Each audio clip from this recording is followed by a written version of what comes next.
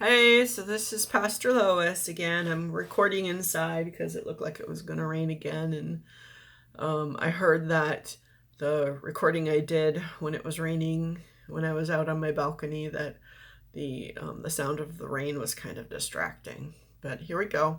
And as usual, my devotion takes the form of a children's sermon, but of course, adults will get something out of it too. Okay. So, I want to talk to you about the gospel reading from July 26th. And if you attended the live stream or watched it later of the ECC service, I was preaching on that. So if you listened to that sermon, you'll know some of the math I use here, but I'm going to take it further in this children's lesson. Jesus compares the kingdom of heaven to 5 different things. And what he means by kingdom of heaven is not the heaven that we go to someday when we die, but he's referring to how we can have a more heavenly existence on earth. So it's God's kingdom here and now. And one of the things that he said the kingdom of heaven is like is yeast. And he goes into a little detail and says it's like yeast that a woman took and mixed with 3 measures of flour until it was all leavened. Now, yeast is the stuff, a lot of times it's like a yellow powder that you add to bread or cakes, things like that when you're making them. And sometimes it's already in the mix if you buy a box mix at the store. But if you're making it from the actual individual ingredients, one of the ingredients is yeast. And yeast is what makes the bread or the cake rise up while it's baking, and also helps contribute to how wonderful it smells.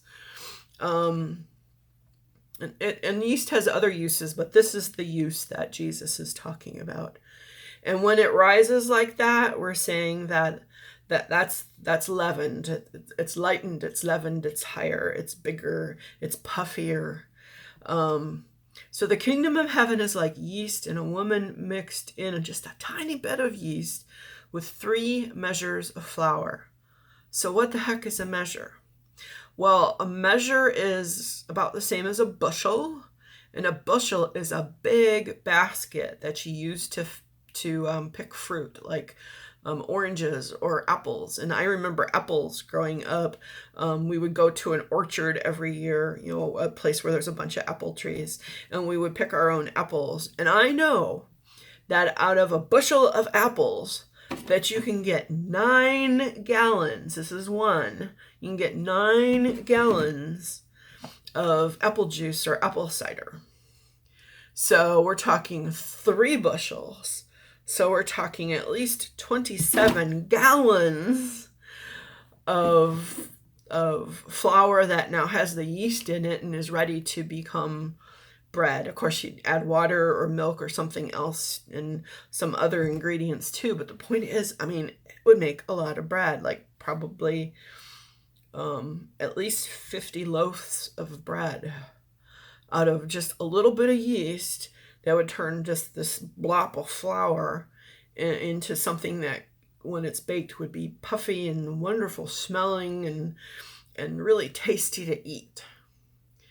So if the kingdom of heaven is like yeast, well, in this case, he's probably talking that the people who act like God's people, who try to be good people, are the yeast that can make a bigger group, like a whole community, better than they otherwise could be, and really rise up the whole group, the whole community to make it something that it couldn't even be by itself.